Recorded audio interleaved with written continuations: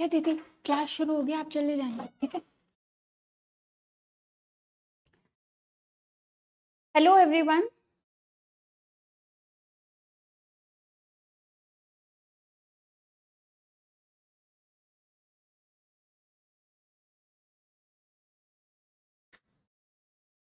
Good evening everybody. Today is your first lecture with me. मेरा नाम दिव्या है और मैंने 182 रैंक सिक्योर किया है और मैं आपके साथ थोड़े से मेंटोरशिप सेशंस लूँगी जिसमें मैं आपको वो सब बताऊंगी जो मैंने किया था, जो मेरी गलतियां थी और मैंने किस तरह से अपने प्रिपरेशन को अप्रोच किया। और आज हम बात करेंगे कि यूपीएससी की जो सबसे बेसिक फाउंडेशन होती है उसको हम किस तरीके से अप्रोच करते हैं। जो एक बार ये देखने से पहले, जैसे आज का हमारा लेक्चर का टॉपिक है कि understanding the importance of NCERT, बिल्कुल ठीक बात है, लेकिन एक बार उससे पहले हम ये देख लेते हैं कि यूपीएससी को हमसे चाहिए क्या। हमारे से यूपीएससी डिमांड करता है एक बेसिक कॉन्सेप्चुअल अंडरस्टैंडिंग, कि हमें ओवरऑल आइडिया हो कि पॉलिटी में क्या हो रहा है, ज्योग्राफी किस तरह से ऑपरेट करती है, हिस्ट्री में हम किस तरह से चीज़ों को अब तक करते आए हैं और उनसे हम क्या लर्निंग ले सकते हैं, इकोनॉमिक जो हमारे सिस्टम्स हैं वो कैसे फंक्शन कर रहे हैं। तो यूपीएससी हमसे इन सब की एक एक कॉमन अंडरस्टैंडिंग, एक कॉमन सेंस वाली अंडरस्टैंडिंग सबसे पहले नंबर पे डिमांड करता है। अब इसमें हमारा क्या आ गया कि कॉन्सेप्ट्स कॉन्सेप्ट्स हमारे बहुत अच्छे होने चाहिए। कॉन्सेप्ट का मतलब कि जो छोटी सी बेसिक अंडरस्टैंडिंग है कि आपसे कोई पूछे ओशन करंट्स क्या होता है तो आप उसको एक लेमैन लैंग्वेज में, एक 10th 11th 12th क्लास के एक ऐसे स्टूडेंट को बता पाओ जिसको अभी ओशन करंट्स के बारे में कुछ नहीं पता, आप उसे एक सिंपल भाषा में समझा पाओ। फिर कॉन्सेप्ट्स और बेसिक्स, बेसिक्स की जानकारी होना बहुत ज़रूरी है। आपका बेस स्ट्रांग होगा, उसी के ऊपर जो आप फर्दर फाउंडेशन है ना उसको बिल्ड कर पाते हैं। अगर बेसिक नॉलेज ही नहीं है, अब यही नहीं पता कि रेपो रेट और रिवर्स रेपो रेट क्या होता है, तो फिर उसके जो इंटरकनेक्शंस बनाने होते हैं, मल्टी डिसिप्लिनरी तरीके से सोचना होता है, वो नहीं हो पाता है। अब जब ये दोनों हमें आ जाएंगे, जब हम कॉन्सेप्ट्स और बेसिक्स समझ जाएंगे, उन्हीं के बाद अप्लाई कर पाएंगे इन चीज़ों को। उन बेसिक्स का, उन अपने जो कॉमन कॉन्सेप्ट्स है उनकी अंडरस्टैंडिंग की एप्लीकेशन का ही सब गेम है, प्रीलिम्स में भी और मेंस में भी। इसलिए मैंने लिखा है know them to use them. अब इनके बारे में अच्छे से पता होगा तभी तो इनको इस्तेमाल कर पाएंगे ना एग्जाम में, नहीं तो नहीं हो पाएगा। यूपीएससी को क्या चाहिए, ये सबसे इंपॉर्टेंट है कि हमें यूपीएससी डिमांड क्या करती है, क्लैरिटी। एकदम क्लियर कट पता है हमें कि ये थीम क्या है और इसके क्या रिपरकशंस होते हैं। हम एग्जाम्पल से समझेंगे इन चीज़ों को। फिर उनका इंटरलिंकेज बना पाना। इंटरलिंकेज मैं आपको एक एग्जाम्पल के थ्रू स्टिमुलेट भी करके दिखा दूंगी। इंटरलिंकेज सिर्फ ये नहीं होता कि आप उसी टॉपिक, उसी सब्जेक्ट के टॉपिक्स को इंटरलिंक कर पाएं। एक आइडिया ये भी होता है कि आपने पॉलिटी में कुछ पढ़ा, आप उसको कहीं इकोनॉमिक्स में, कहीं डिजास्टर मैनेजमेंट में यूज कर पा रहे हो, तो उस तरीके की इंटरलिंकेजेस। और जब ये दोनों आ जाएंगे, एलिमिनेशन हम वहां से सीखेंगे। अब इन्हीं के बारे में हमें आइडिया नहीं है तो फिर एलिमिनेट करने में हमें फिर वो ऐसे लगने लग जाता है जैसे हम ब्लाइंड गैस कर रहे हैं, जैसे हम कुछ तुक्का लगा दिया, ठीक हो गया तो हो गया, नहीं तो नहीं। एक स्मार्ट गैस वर्क के लिए क्या चाहिए, इसकी क्लैरिटी चाहिए, इनकी क्लैरिटी चाहिए, ये सबसे ज्यादा जरूरी है। अब ये सभी चीजें जो हमने यहाँ पे मार्क की, उसके लिए क्या करना है, हमें एनसीईआरटी करनी पड़ेगी, क्योंकि वही एक बेसिक फाउंडेशन होती है। और लॉजिकली भी अगर आप समझें तो हमें स्कूल में सोशल साइंसेस, ह्यूमैनिटीज, साइंस, इनमें क्या पढ़ाया जाता है, एनसीईआरटी से पढ़ाया जाता है, क्योंकि वो उन स्टैंडर्ड के बच्चों के लिए लिखी जाती है, 9th स्टैंडर्ड के लिए, 10th के लिए, 11th 12th उनके लिए लिखी जाती हैं। अब एटलीस्ट वो इंफॉर्मेशन, वो कॉन्सेप्ट्स तो हमें पता हो, तभी तो हम आगे बढ़ पाएंगे, है ना।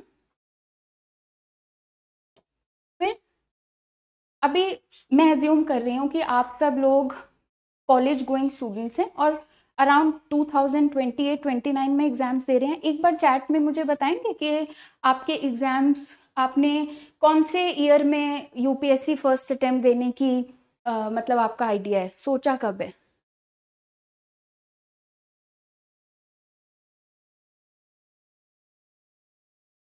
ओके, 2029 में।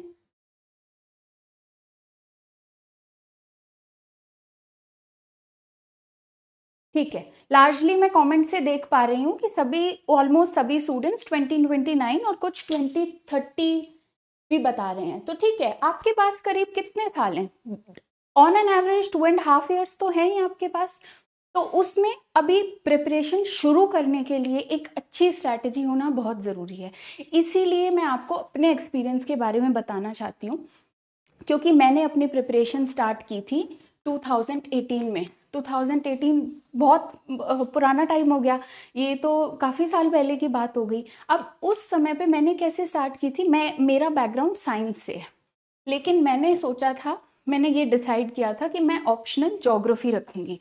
तो साइंस से ज्योग्राफी की तरफ जाने के लिए मुझे फ्रॉम द स्क्रैच ज्योग्राफी करना था, जो ना तो मैंने 11th-12th में किया था, ना मैंने ग्रेजुएशन में किया था।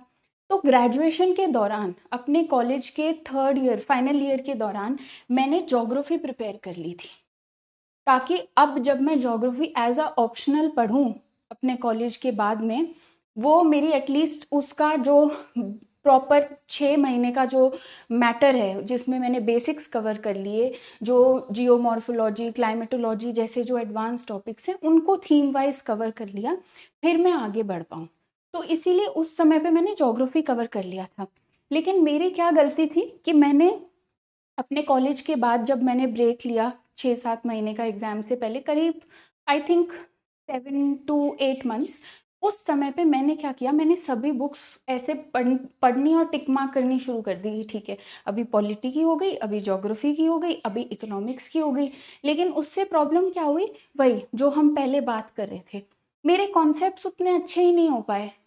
और फिर उन अपने खराब लर्निंग्स को अनलर्न करना वो ज़्यादा डिफिकल्ट हो जाता है। तो एक अच्छी स्ट्रैटेजी, एक अच्छी डायरेक्शन में अपनी जो प्रिपरेशन की गाड़ी चलेगी ना, वो तभी फिनिश लाइन तक आ पाती है ना। अदरवाइज हम बीच में रह जाते हैं और हमें भी अच्छा नहीं लगता कि कुछ तो मिसिंग है, जो बाकी लोग जो चीज़ जिस तरीके से समझ पा रहे हैं वो मुझे नहीं आ रही। तो हमें खुद को एक बुरा भी लगता है, ऐसे अपने ऊपर सेल्फ डाउट भी होता है कि शायद हम कुछ गलत कर रहे हो।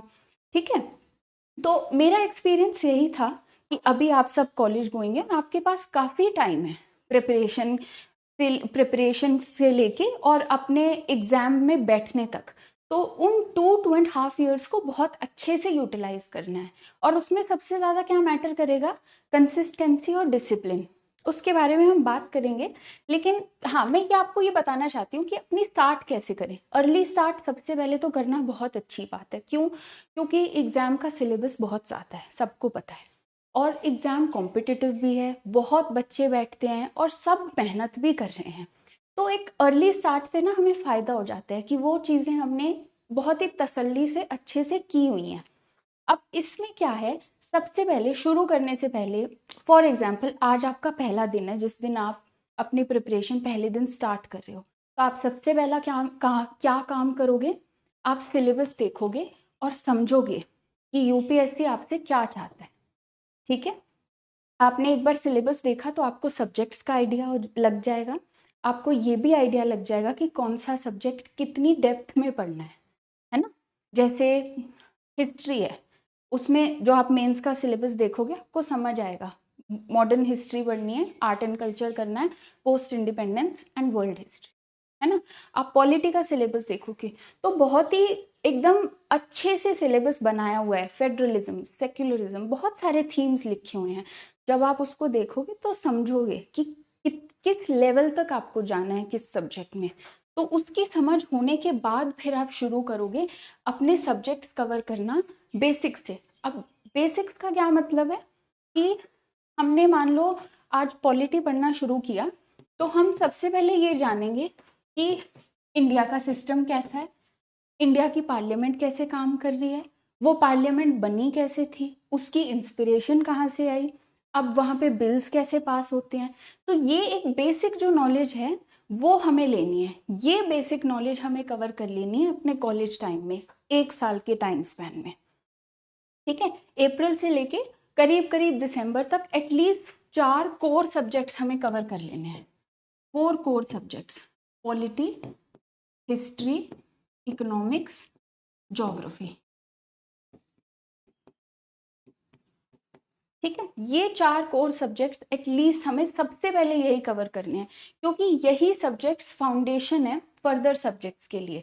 अब history, economics, even for that matter geography पढ़े बिना हम जो GS3 में एग्रीकल्चर वाला पार्ट है उसको नहीं समझ पाएंगे, है ना। अगर हम हिस्ट्री में पोस्ट इंडिपेंडेंस नहीं पढ़ेंगे तो इंटरनल सिक्योरिटी वाला जो पार्ट है, internal security as a subject, उसको समझने में हमें परेशानी होगी।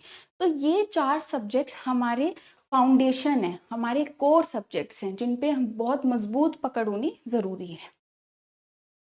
जब ये हो जाएगा उसके बाद हम जाएंगे करंट अफेयर्स करने। अब ऐसा नहीं है कि आप ये सब कर रहे हो और आप न्यूज़पेपर्स मत पढ़ो, आप कर लो, लेकिन एक हाई पॉसिबिलिटी है कि हो सकता है आपको न्यूज़पेपर्स अभी एट दिस मोमेंट, अगर आपको इन चारों सब्जेक्ट्स की, और सबसे ज़्यादा ज़रूरी तो पॉलिटी और इकोनॉमिक्स में, अगर आपके बेसिक्स क्लियर नहीं है ना, आपको नहीं पता रेपो रेट क्या होता है, आपको नहीं पता इन्फ्लेशन कैसे ऊपर नीचे होती है, तो न्यूज़पेपर समझना थोड़ा मुश्किल हो जाता है ना। तो एक बार ये कवर हो जाए उसके बाद करंट अफेयर्स पे जाना, न्यूज़पेपर्स पढ़ना या फिर कोई मैगजीन्स पढ़ना। अब मेरे केस में क्या होता था, ये कवर करने के बाद भी करंट अफेयर्स न्यूज़पेपर्स के थ्रू करना मेरे लिए थोड़ा डिफिकल्ट था। मैं पढ़ती थी, इंडियन एक्सप्रेस पढ़ती थी, फिर छोड़ देती थी, तो वो कंसिस्टेंसी नहीं आ पा रही थी न्यूज़पेपर्स में। तो वो मैंने कैसे कवर किया था वो हम एक सेपरेट सेशन में बात कर लेंगे कि कैसे कर सकते हैं, क्या एक आइडियल तरीका हो सकता है, उसके बारे में बात कर लेंगे। आज हमारा मेन मुद्दा है बेसिक्स को समझना, फिर ये टेस्ट सीरीज, प्रैक्टिस, रिवीजन और ये सारी चीज़ें आती हैं। अभी आगे जाने से पहले एक बार ये देख लेते हैं कि हमें कौन कौन से सब्जेक्ट्स कवर करने हैं। देखो, ये हमारे GS1 के सब्जेक्ट्स हैं, modern history, world history, post independence, art and culture, geography और सोसाइटी। ये GS2 के सब्जेक्ट्स हैं, पॉलिटी, गवर्नेंस, सोशल जस्टिस और IR मतलब इंटरनेशनल रिलेशंस। फिर ये हमारे GS3 में कवर करने हैं हमको, internal security, agriculture, disaster management, environment, science tech.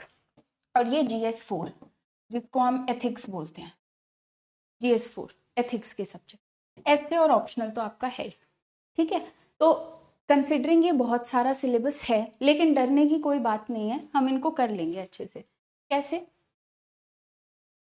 सबसे पहले तो ये देखना है कोई भी सब्जेक्ट स्टार्ट करने से पहले या किसी भी एग्जाम की प्रिपरेशन स्टार्ट करने से पहले कि UPSC या फिर वो हमसे क्या स्किल्स डिमांड करती है। UPSC के लिए हमें कौन सी स्किल्स डेवलप करनी है। सबसे पहले जो हम पहले बात कर रहे थे, डिसिप्लिन। हर रोज, अभी आप कॉलेज में जा रहे हो, आपकी क्लासेस भी लग रही होंगी और आपको कॉलेज में जाना पड़ता होगा, वो ज़रूरी भी है, अपनी क्लासेस देना, एग्जाम्स देना, लेक्चर्स अटेंड करना, है ना, ये सब करना ही है, उसको अवॉइड तो करना नहीं है बिल्कुल भी। उसके बावजूद भी अगर आप हर रोज़ डिसिप्लिन से, हो सकता है आज आप सिर्फ 2 या 3 घंटे पढ़ पाए, लेकिन ऐसे नहीं करना कि आज सैटरडे संडे है तो हम 6-6 7-7 घंटे पढ़ रहे हैं और बाकी वीक के मंडे टू फ्राइडे हम पढ़ ही नहीं रहे हैं। नहीं, कंसिस्टेंसी रखनी है, स्टडी फॉर 2 आवर्स, लेकिन हर रोज पढ़ लो।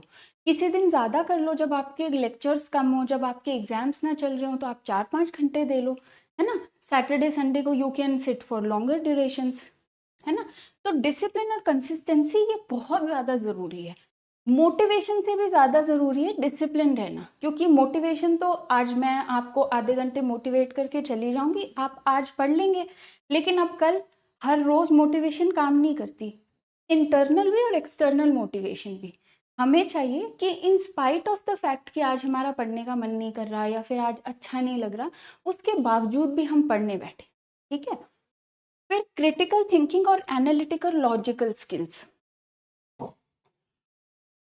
ये डेवलप करना सबसे ज़्यादा ज़रूरी है। और ये कैसे डेवलप होगा, क्योंकि बोलते तो सभी हैं क्रिटिकल थिंकिंग करो, कोई भी टॉपिक पढ़ो उसको लॉजिक से एनालिसिस करो उसका, लेकिन कैसे करें? ये होता क्या है, पहली बात तो कि हमें कोई भी टॉपिक पढ़ाया जाए हम उसके मल्टीपल डायमेंशन सोच पाए, उसके yes no true false what if ये गलत हो, उनको उस एंगल से सोच पाए। एक एक ठीक और गलत को सेपरेट करने की जो क्षमता है उसको बोलते हैं क्रिटिकल थिंकिंग, एनालिटिकल थिंकिंग, जिसकी भी हम बात करते हैं।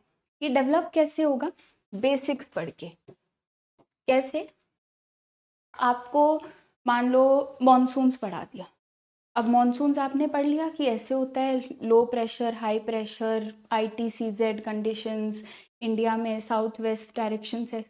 अब उसको समझना है कि ठीक है मॉनसून्स आ गए, अगर किसी साल नहीं मॉनसून हुए तो इंडिया की सोसाइटी पे क्या फ़र्क पड़ सकता है, इंडिया का जो पॉलिटिकल स्कीम्स हैं उसमें क्या फ़र्क पड़ सकता है। तो इस तरह की बातें खुद से सोच पाना, क्वेश्चंस जनरेट कर पाना और एटलीस्ट उनको आंसर करने की कोशिश करना।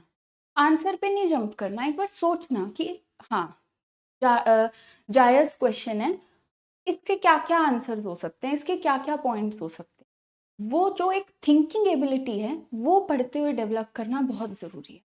दूसरा, उससे भी पहले ये डेवलप करने के लिए हमें क्या करना चाहिए, मैं ये प्रैक्टिस करती थी अपने पिछले 2-3 अटेम्प्ट से मैं ये कर रही थी और मुझे उसका बहुत ही फ़ायदा देखने को मिला। मैं क्या करती थी, जैसे मैं कोई टॉपिक पढ़ रही हूँ, मान लो GDP पढ़ रही हूँ, तो मैंने GDP समझ लिया बुक में से, अब मैं बुक बंद करके कॉपी निकाल के और मैं ऐसे इमेजिन करूँगी जैसे मेरे सामने कोई 10th 11th का कोई स्टूडेंट बैठा है और मैं उसको पढ़ा रही हूँ कि GDP ऐसे होता है, final goods and services produced in a year ये इस तरीके से हो सकता है, अगर इसमें से ये डेप्रिसिएशन माइनस कर देंगे तो ऐसे बन जाएगा, इसको हम ऐसे कैलकुलेट करते हैं, नेशनल इनकम इस तरीके से आती है, फैक्टर कॉस्ट ये होता है। तो उसको मैं एज अ टीचर समझाती थी, है ना।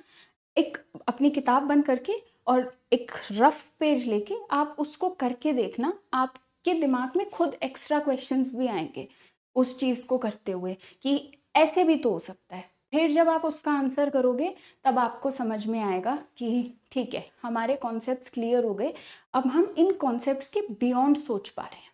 ठीक है, फिर उसके बाद हार्ड वर्क और सेल्फ रिफ्लेक्शन तो है ही, हार्ड वर्क का कोई सब्सटीट्यूट नहीं है। हमने अभी देखा कि हमें इतनी सारी चीज़ें कवर करनी है ना, बिना हार्ड वर्क के, बिना नंबर ऑफ आवर्स दिए इसको हम कवर नहीं कर पाएंगे। ये तो एक बहुत ही स्ट्रेट फॉरवर्ड बात है कि आपको बहुत मेहनत तो करनी पड़ेगी, लेकिन अगर हम मेहनत राइट डायरेक्शन में करें तो हमें मज़ा भी आएगा।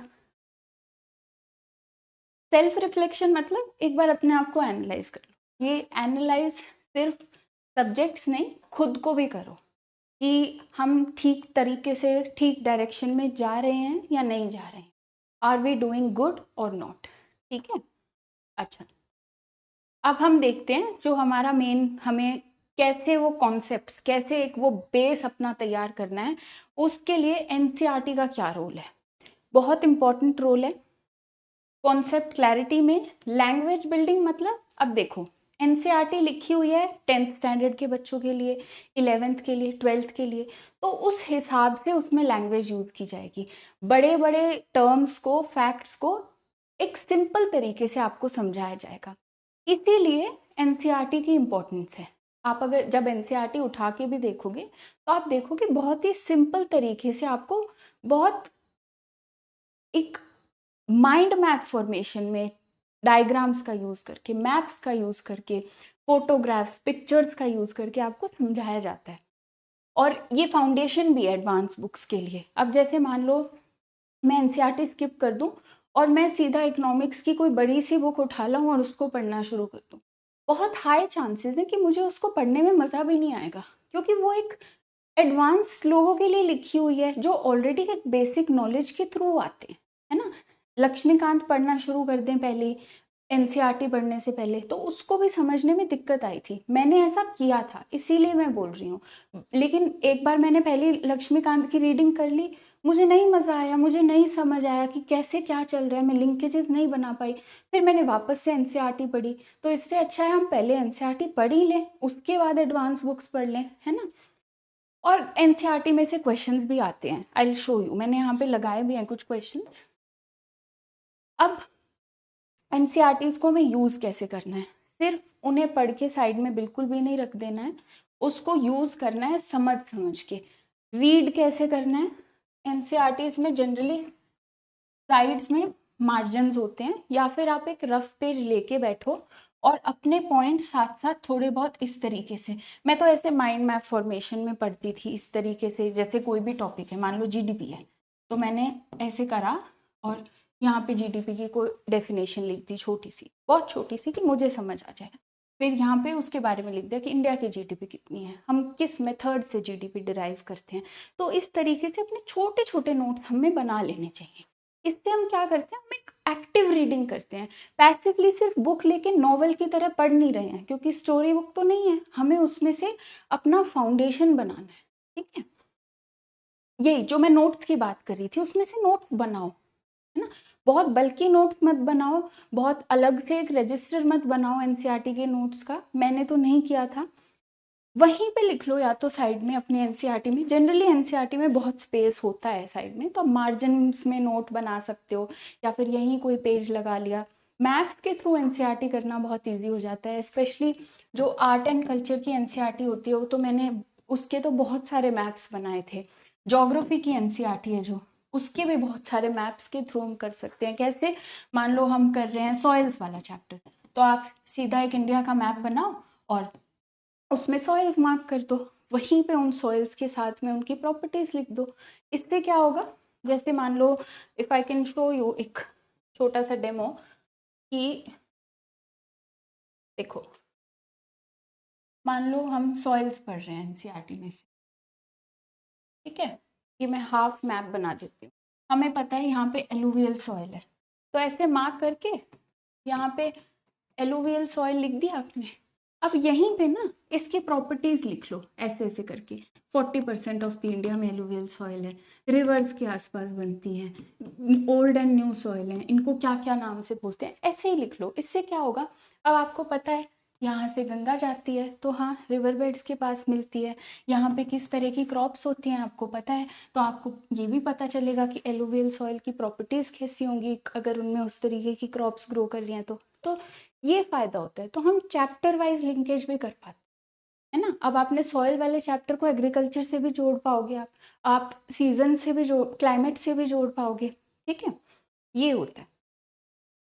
फिर जो एनसीईआरटी में हमारे क्वेश्चन आंसर्स होते हैं, चैप्टर के बाद जो क्वेश्चन आंसर्स होते हैं उनको भी आंसर करो। उससे क्या होगा, एग्जाम में वो क्वेश्चंस आएंगे नहीं आएंगे इस बात पे डिबेट नहीं है। बात ये है कि उस चैप्टर को पढ़ने के बाद आप उन क्वेश्चंस को सॉल्व करके देखो, आपको भी लगेगा कि हाँ आपने एक चैप्टर पढ़ा है और आप उसके क्वेश्चन सॉल्व कर पा रहे हो, तो अच्छी बात है, आपको समझ आए हैं।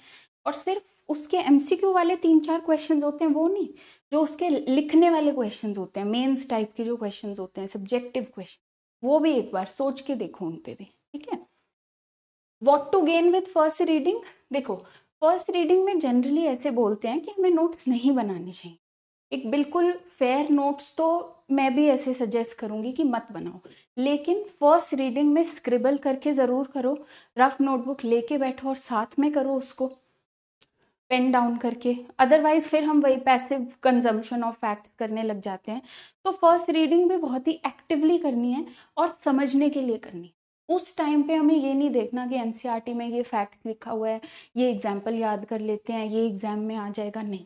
फर्स्ट रीडिंग में सिर्फ समझना है कि ये टॉपिक क्या है। ठीक है, ये बाकी सेकेंड थर्ड रिविजन्स का काम है वो सब करना। और एनसीईआरटी के जो मैप्स हैं, स्पेशली हिस्ट्री में, ज्योग्राफी में,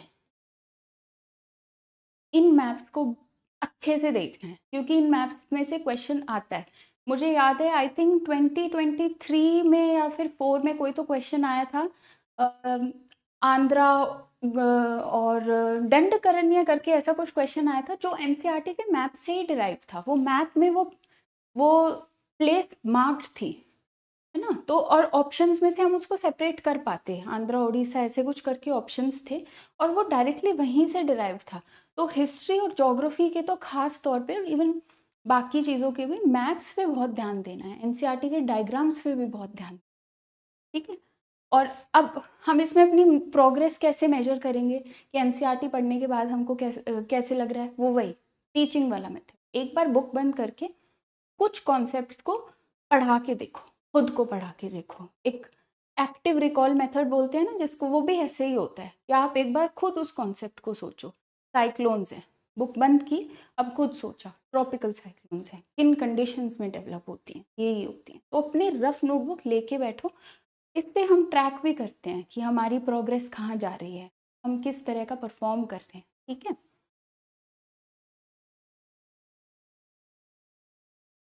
अच्छा अब हम ये देखते हैं कि एनसीईआरटीज का चलो हमने पढ़ ली, अब प्रीलिम्स में उसका यूज़ क्या है और मेंस में उसका यूज़ क्या है। प्रीलिम्स में हमें क्या चाहिए होता है, सब बात करते हैं। लॉजिक चाहिए, एलिमिनेशन टेक्निक्स चाहिए, स्मार्ट गेस वर्क भी आना चाहिए, अपार्ट फ्रॉम वो 30-40 क्वेश्चंस जो हमको आते हैं, क्योंकि हम सिर्फ 30-40 क्वेश्चंस करके प्रीलिम्स नहीं निकाल पाते, हमें बाकी भी करने होते हैं, है ना। वो कैसे करने हैं, स्मार्ट वर्क से करने। तो एलिमिनेशन के कोई ऐसे टेक्निक्स नहीं होते कि ऐसे ऑप्शंस तो गलत होते हैं, ऐसे ऑप्शंस ठीक होते हैं और ऐसे कर दो, वो तो एक रिस्क टेकिंग वाला एटीट्यूड हो गया। एलिमिनेशन भी जब स्मार्टनेस से की जाती है तभी हमको भी, हम कन्विक्शन से तो उसको मार्क कर पाएंगे एमसीक्यू को एग्जाम में, नहीं तो कैसे कर पाएंगे। तो उसके लिए फिर से कॉन्सेप्ट क्लियर होगा तो हम एलिमिनेट भी कर पाएंगे, उसको बिल्ड ऑन भी कर पाएंगे। ठीक है, ये एनसीईआरटी से हम डेवलप कर सकते हैं। कैसे, जैसे मान लो मैं आपको मॉनसून्स बता दूं, अब एनसीईआरटी में मॉनसून्स में होगा, आईटीसीजेड के बारे में होगा, प्रेशर डिफरेंस के बारे में होगा, मॉनसून कैसे एल नीनो ला नीना इनसे अफेक्ट होती है इनके बारे में होगा। अब ये आपने एक बेसिक जानकारी ले ली, अब आप क्वेश्चंस करके देखना। एक बार ज्योग्राफी या कोई भी एक सब्जेक्ट की एनसीईआरटी खत्म करके आप कुछ बेसिक क्वेश्चंस ट्राई करना, एडवांस वाले नहीं, नॉर्मल बेसिक क्वेश्चन ज्योग्राफी के करके देख, आपको पता चलेगा कि कुछ ऑप्शंस आप अपनी बेसिक्स की समझ की वजह से एलिमिनेट कर पा रहे कि नहीं। इसमें तो हमने पढ़ा था कि ये वाली विंड तो ईस्ट से होती है, यहाँ पे ये ईस्टर्लीज वेस्टर्लीज के बीच में डिफरेंस लिखा हुआ है, तो हम इस ऑप्शन को या तो करेक्ट करेंगे या रॉन्ग करेंगे, इस तरीके से। ठीक है, अब क्या है, मैं आपको एक बार ये बता देती हूँ कि हमें एनसीईआरटीज पढ़नी कौन कौन सी।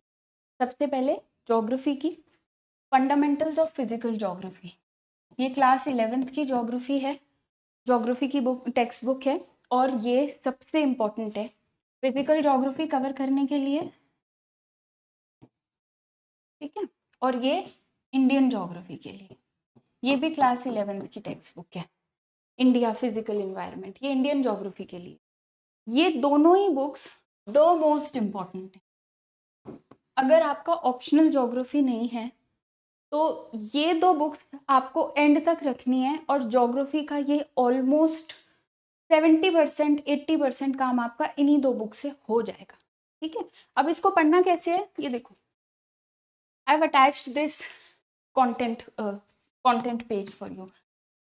इसमें अगर आप कंटेंट देखोगे, origin and evolution of earth, interior of earth, distribution of oceans and continents, बहुत डिटेल में इनको समझाया हुआ है, और इन सब में से प्रीलिम्स में क्वेश्चन भी आए हुए हैं विच आई विल शो यू अभी 2025 में। ठीक है, अब ये बुक पढ़ने के बाद अगर आपको ऐसा लगे कि कहीं कहीं कॉन्सेप्ट्स में कुछ चीज़ें मिसिंग हैं, तो एक बुक है जीसी लियोंग की, आप ये ले लेना। इसका लैंडफॉर्म्स के शायद, I think if I am not wrong, chapter number 1 to 11 या 12, आई थिंक 11 या 12 तक लैंडफॉर्म्स का है। वो करने की ज़रूरत नहीं है, ये वाला पार्ट ज़रूरत नहीं है, क्योंकि ये वाला जो चैप्टर है लैंडफॉर्म्स एंड देयर एवोल्यूशन, वो इसको इजीली कवर कर लेगा। ये जो पार्ट है ना बाकी के, the second half of the book, वो कर लेना, क्योंकि इसमें से क्वेश्चंस भी आते हैं और थोड़े से हमें क्लाइमेट्स की समझ भी एक्स्ट्रा हो जाती है। और सिर्फ क्लाइमेट्स की नहीं, इसमें से हम ये भी समझते हैं कि ठीक है उस क्लाइमेट के लोग रहते किस तरीके से हैं, वहाँ पे कौन सी ट्राइब्स मिलती हैं, उनके नाम क्या हैं, what kind of food they grow, what kind of food they eat, वहाँ पे ट्रेड किस तरीके से होता है, कहाँ से होता है। तो ये सब चीज़ें इन चैप्टर से मिल जाएंगी। Although world climate and climate change वाले चैप्टर में भी ये मेंशन्ड है, लेकिन उतना डिटेल में नहीं है कि हमें इनफ लगे या हम क्वेश्चन सॉल्व कर पाएँ। तो ये चैप्टर भी करना है, ऐसा नहीं है कि ये नहीं करना, लेकिन ये जो second half of GC Leong है इसको हमें पढ़ लेना चाहिए। फिर क्या है, एटलस के साथ गेट अ एटलस, या तो ऑक्सफोर्ड की या ब्लैक स्वॉन की कोई भी एक अच्छी एटलस आप ले आओ और एटलस लेके बैठो ज्योग्राफी पढ़ने के लिए। स्पेशली ये जो हमारी इंडियन ज्योग्राफी की बुक है इसको करने के लिए। इसमें आई थिंक चैप्टर 2 है फिजियोग्राफी वाला, जिसमें इंडिया के माउंटेन्स, पेनिनसुला, आइलैंड्स, उन सब के बारे में बताया हुआ है।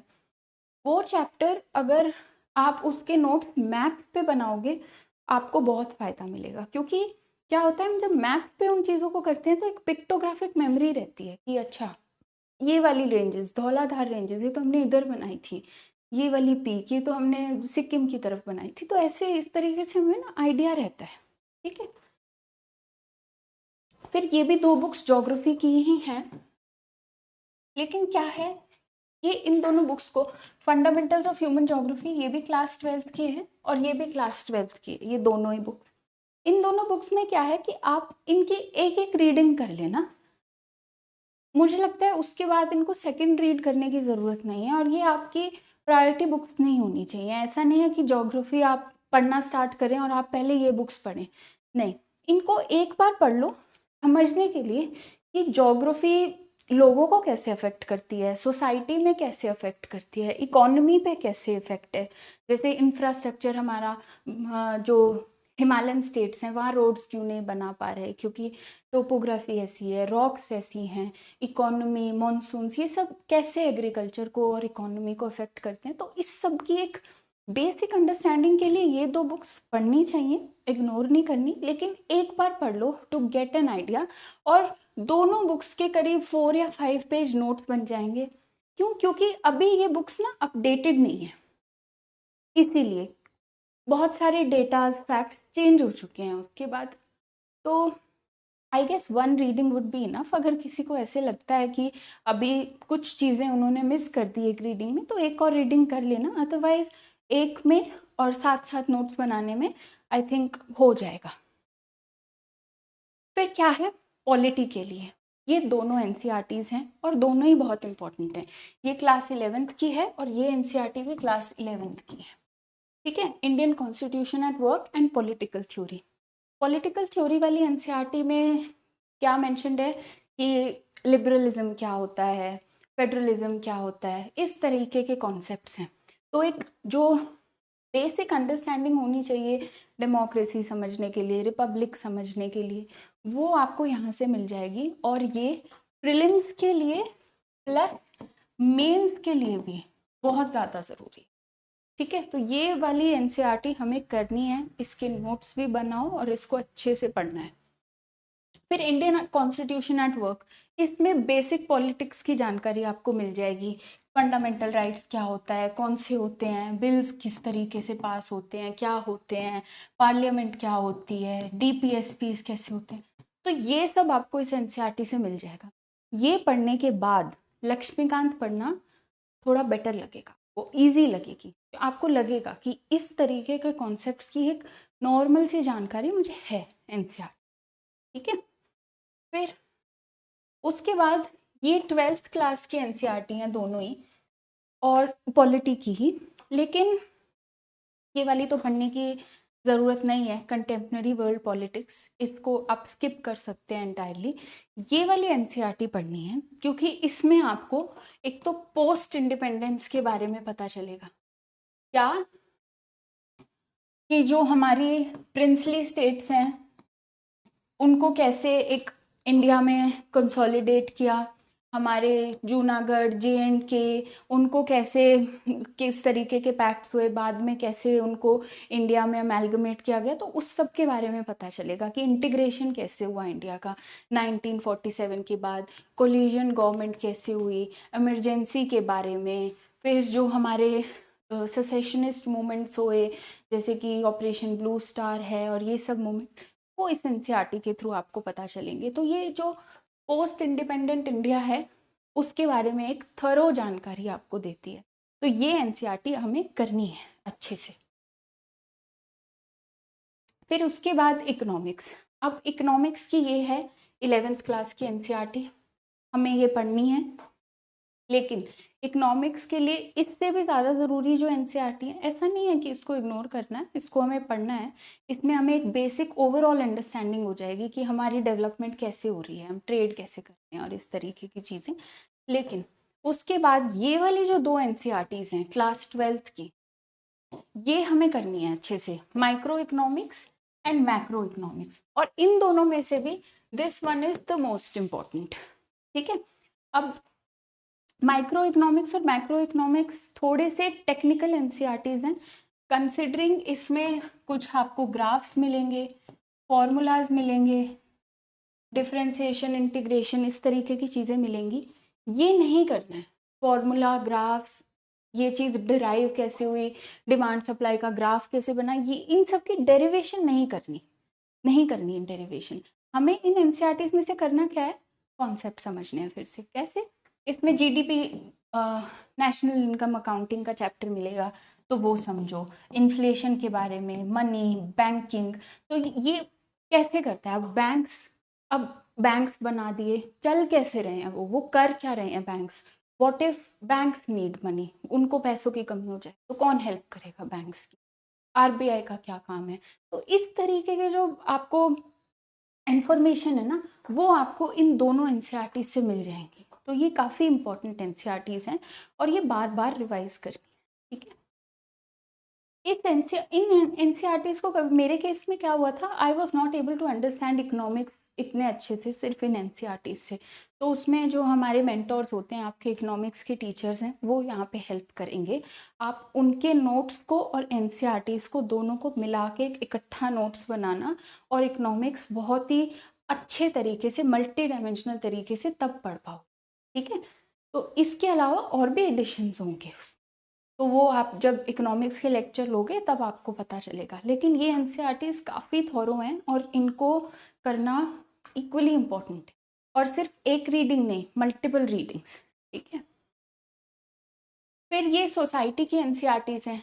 अब ये दोनों 11th क्लास की एनसीईआरटीज हैं। 11th क्लास की सोसाइटी की एनसीईआरटी पढ़ने की हमें बिल्कुल भी ज़रूरत नहीं है। हाँ, जो ये इंडियन सोसाइटी की बुक है 12th क्लास की, ये दोनों ही 12th क्लास की बुक्स हैं, इन दोनों को हमें करने की ज़रूरत है मेंस के लिए। मेंस के लिए जीएस 1 में सोसाइटी का पार्ट आता है, तो इन एनसीईआरटीज में कास्ट और ग्लोबलाइजेशन और कल्चर का कैसे, होमोजेनिटी, हेट्रोजेनिटी, इन सब के, इन ऐसे कॉन्सेप्ट्स के बारे में काफ़ी अच्छे से डिटेल में विद एग्जांपल्स बात की हुई है। तो ये दोनों एनसीईआरटीज हमें रखनी है मेंस के लिए। ठीक है, फिर ये एनवायरनमेंट की एनसीईआरटी है। मैंने तो नहीं पढ़ी थी क्योंकि मैंने 11th 12th साइंस बैकग्राउंड से की थी, तो मैं इस एनसीईआरटी से बहुत ही वाकिफ़ थी, मैंने की हुई थी ये। लेकिन इसके जो लास्ट 4 चैप्टर्स हैं वो इन्वायरमेंट इकोलॉजी के बारे में है, आप उनको पढ़ सकते हैं, वो पढ़ लेने चाहिए, क्योंकि उससे आपको एक बेसिक आइडिया हो जाएगा कि स्पीशीज़ कैसे रहते हैं, कमेंसलिज्म क्या होता है, और ये सब, ये सारे कॉन्सेप्ट आपको अच्छे से क्लियर हो जाएंगे। ठीक है, तो उसके लिए ये एनसीईआरटी बिल्कुल भी पूरी नहीं पढ़नी, इसके सिर्फ लास्ट 4 चैप्टर्स आप डाउनलोड करना, ऑनलाइन मिल जाएंगे, और सिर्फ वो 4 चैप्टर्स करने हैं, अदरवाइज नहीं करना है। अच्छा, ये हिस्ट्री की NCERT, very very important, all 4 of them, चारों बहुत ज़रूरी हैं।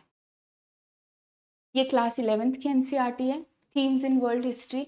इसको आप सिर्फ एक बार पढ़ लें, अगर आपको ऐसे हो कि ज़्यादा नहीं करनी, तो सिर्फ एक बार इसको एक बेसिक आइडिया के लिए पढ़ लेना।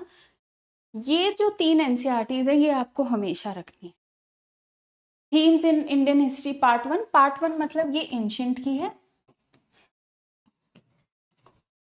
ये मेडिवल, और ये मॉडर्न।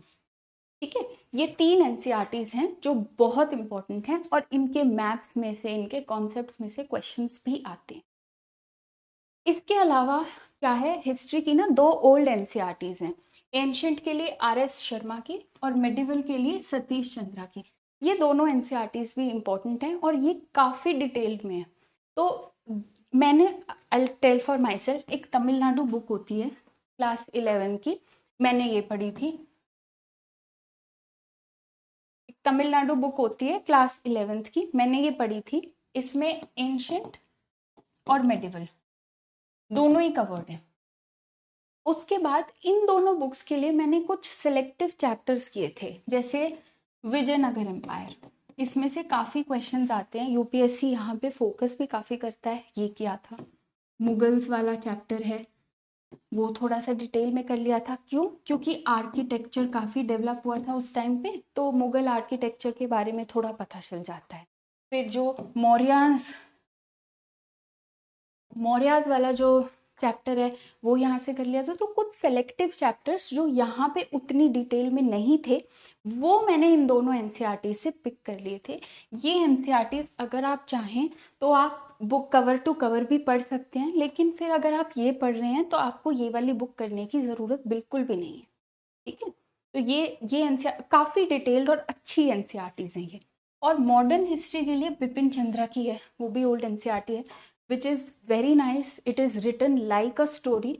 तो मैंने ये बुक पढ़ी थी, पूरी पढ़ी थी, और इससे जो प्रीलिम्स तो है ही, लेकिन जो मेंस की अंडरस्टैंडिंग इससे हुई थी वो काफ़ी थरो और अच्छी थी। एक स्टोरी की फॉर्म में, एक टाइमलाइन की फॉर्म में मैं मॉडर्न इंडिया समझ पाई थी। फिर इसके बाद है हमारी आर्ट एंड कल्चर। अब आर्ट एंड कल्चर के लिए introduction to Indian art part 1 ये बुक है क्लास 11th की। ये बुक हमको करनी है कवर टू कवर, एक एक page with diagrams and maps. ये बहुत इंपॉर्टेंट एनसीईआरटी है।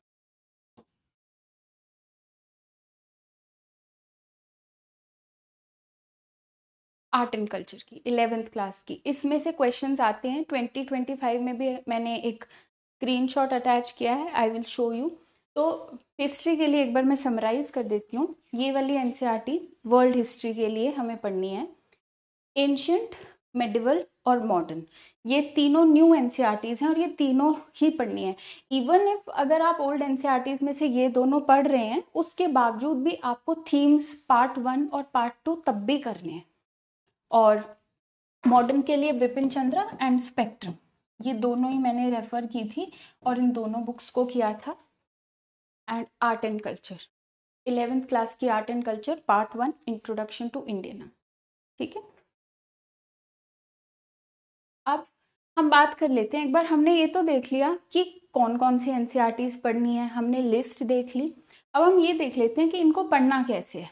एनसीईआरटीज में आपको हर कॉन्सेप्ट मिलेगा। कुछ कॉन्सेप्ट्स बहुत ही थरो फॉर्म में लिखे होते हैं, जैसे ज्योग्राफी की एनसीईआरटी है, वो बहुत ही थरो लिखी हुई है। ज्योग्राफी की एनसीईआरटी के अलावा अगर ज्योग्राफी आपका ऑप्शनल नहीं है तो आपको एनसीईआरटी एक इनफ सोर्स है। तो उसमें अंडरस्टैंडिंग से पढ़ना, अच्छे से अपने माइंड मैप्स के फॉर्म में, मैप्स के थ्रू अपने अच्छे छोटे क्रिस्प प्रिसाइज नोट्स बनाना बहुत जरूरी। ठीक है, वो अंडरस्टैंडिंग के साथ ही बन पाएंगे, अदरवाइज आपके नोट्स भी हेफिजट बनेंगे। And always leave some margin in your notes, ताकि बाद में अगर कोई चीज़ आपको कहीं और से मिले तो वो यहाँ ऐड हो सके। ठीक है, फिर एक्टिव रीडिंग करनी है। इसकी हम पहले भी बात कर रहे थे। कोई भी कॉन्सेप्ट पढ़ें उसके बारे में क्वेश्चंस पूछें। व्हाट, व्हाई, हाउ, ये कैसे हुआ, क्यों हुआ, इसके रिपरकशंस क्या हैं, तभी हम कनेक्शंस बना पाएंगे। ठीक है,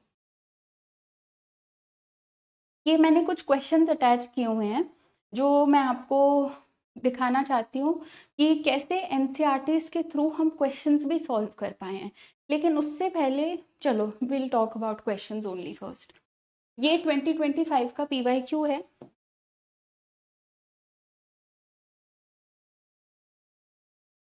ये 2025 का ज्योग्राफी का क्वेश्चन है जो प्रीलिम्स में आया था, पी वेव्स और एस वेव्स के बारे में। आप ये क्वेश्चन इस डायग्राम से और पी और एस वेव्स के बारे में एक इतना छोटा सा पैराग्राफ लिखा हुआ है जो शायद से मैंने अटैच नहीं किया है, उस पैराग्राफ से ये क्वेश्चन इजीली सॉल्व कर सकते। ठीक है, फिर आप ये क्वेश्चन देख लिए। Amount of dust particles in atmosphere, ये एटमॉस्फेयर पे डस्ट पार्टिकल्स के बारे में पूछ रहे हैं। ये देखिए, डस्ट पार्टिकल्स के बारे में आपको पूरी इंफॉर्मेशन, और यहाँ से ये जो मैंने हाईलाइट पार्ट किया हुआ, it is not visible because of the quality, यहाँ से आप इस क्वेश्चन को इजीली सॉल्व कर पाएंगे। ये भी 2025 का क्वेश्चन है। अब देखो, ये अगेन आइसोथर्म्स के बारे में क्वेश्चन है। ये देखो, थ्रू द मैप ये आइसोथर्म्स की बेंडिंग के बारे में पूछ रहा है कि इक्वेटर की तरफ बेंड करेगा या फिर पोल्स की तरफ बेंड करेगा ड्यूरिंग समर्स और विंटर्स। ये देखो, आप इस मैप के थ्रू इसको कर सकते हो। You can find out the bending की लैंड पे कहाँ पे हो रही है और ओशंस में कहाँ पे हो रही है ना। एंड प्लस आइसोथर्म्स के बारे में इस पैराग्राफ में लिखा भी हुआ है। देखो, ठीक है, तो काफी डिटेल्ड और अच्छे तरीके से एनसीईआरटी को लिखा गया है कि उसमें से क्वेश्चंस भी इस तरीके से डिराइव होते हैं अगर हम उसको समझ के पढ़ते हैं तो। फिर क्या है, कॉन्टिनेंटल ड्रिफ्ट के बारे में। ये देखो, गोल्ड डिपॉजिट्स ऑफ घाना, ये हाँ ये रहा यहाँ पे placer deposits, same to same line from NCERT. ये भी 2025 का क्वेश्चन है। अब ये देखो, पोर्तुगीज ने इंडिया में क्या क्या इंट्रोड्यूस किया था उसके बारे में पूछा गया है 2025 में एनसीईआरटी में। देखो, पाइनएप्पल एंड पपाया, हमें सीधा पता चल गया आंसर। अभी ये देखो, विच of the following rulers of ancient India assume the title. ये 3 टाइटल्स दिए हुए हैं और पूछा हुआ है कौन से किंग्स को इस टाइटल किसने दिया था। अभी एनसीईआरटी में देखो, महेंद्र वर्मन 1, विचित्र चित्र, है ना। तो सेम क्वेश्चन और महेंद्र वर्मन हमारा आंसर हमें यहीं से मिल गया। ये भी 2025 का क्वेश्चन है, ठीक है। अब क्या बताना चाहती हूँ मैं आपको कि एनसीईआरटी के थ्रू आप इंटरलिंकेज कैसे बनाएं।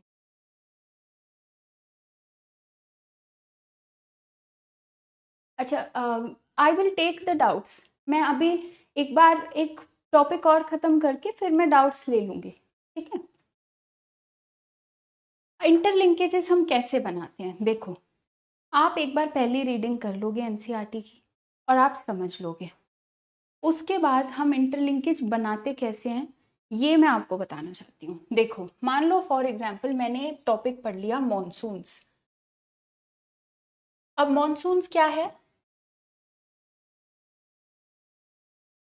अब मॉनसून्स क्या है, ये ज्योग्राफी का टॉपिक है ना। It is a topic of geography.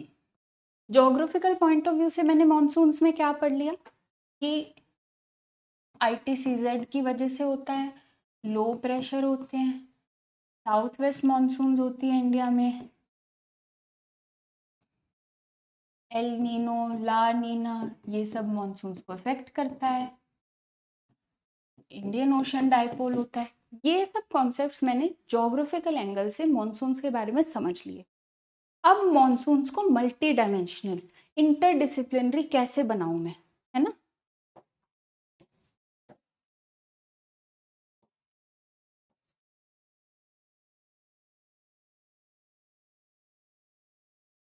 ये देखो, अब इसको एक बार पॉलिटिकल साइंस के थ्रू सोचते हैं कि पॉलिटी में मॉनसून्स का क्या रोल हो सकता है मॉनसून समझने का।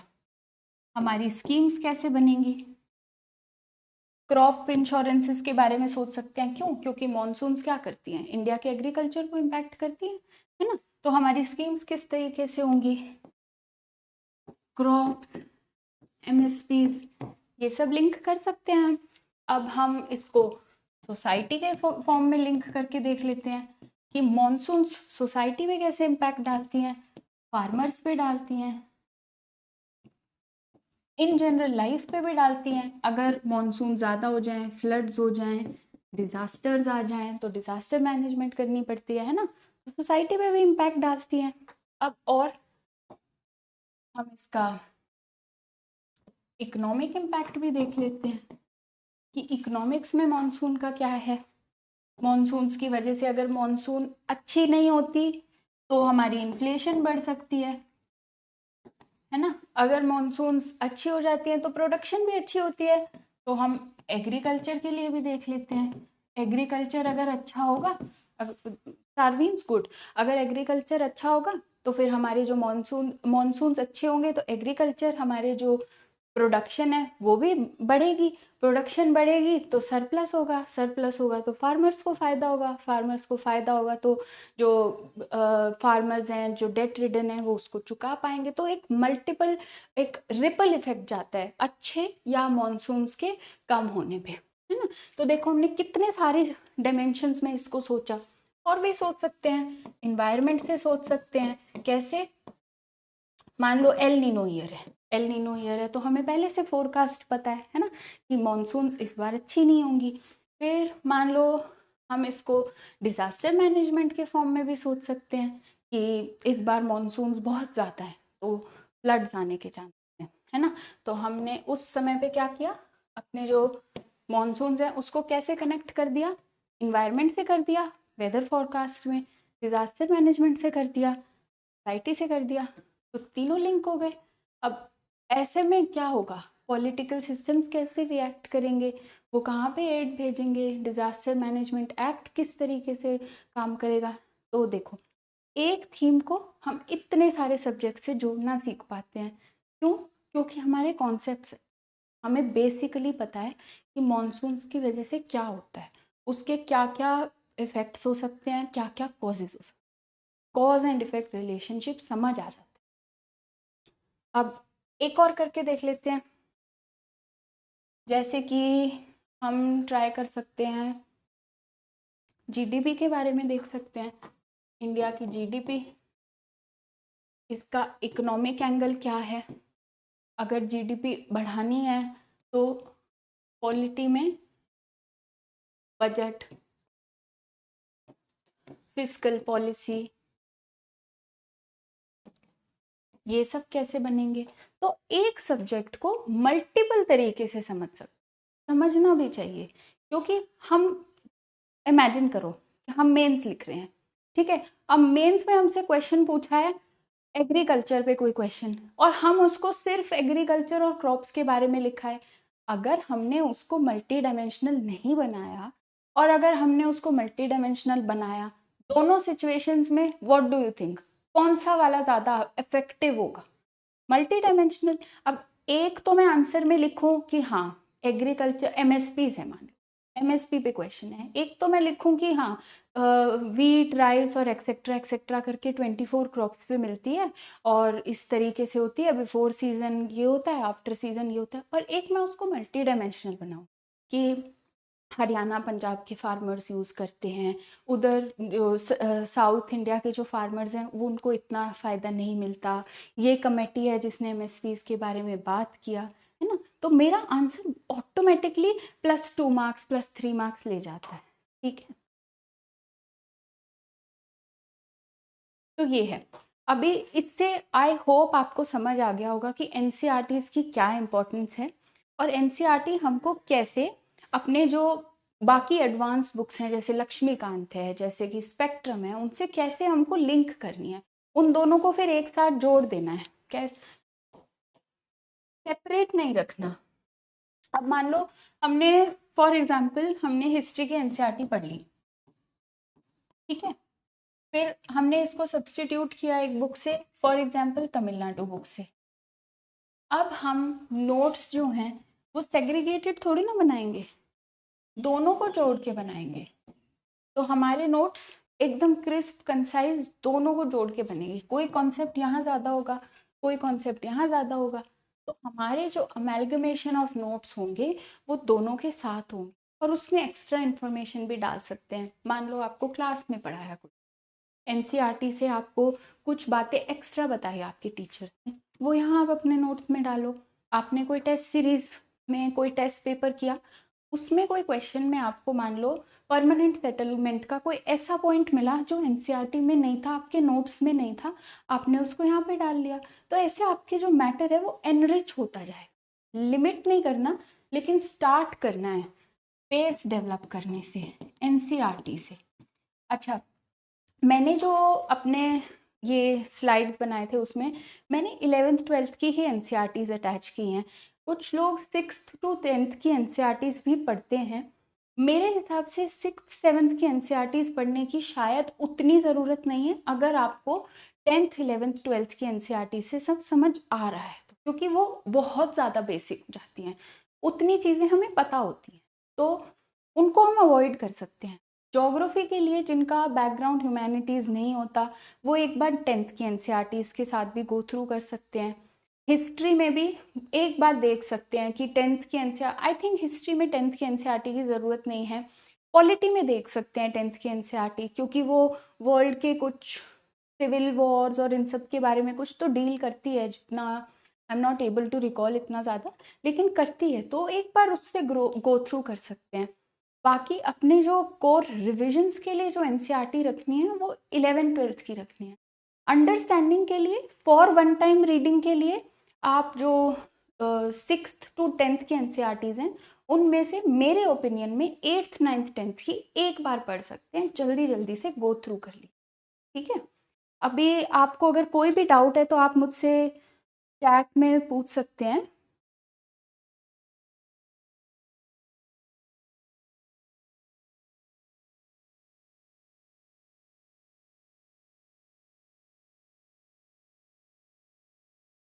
ज्योति इज आस्किंग एनसीईआरटी वाला की बुक्स भी ऐसे ही रीड करनी है? बिल्कुल ऐसे ही रीड करनी है, एकदम समझ समझ के एक्टिवली रीड करनी है। कोई भी बुक बेड पे लेट के रीड नहीं करनी, एकदम अच्छे से समझ के नोट्स बना के पढ़नी है। ठीक है,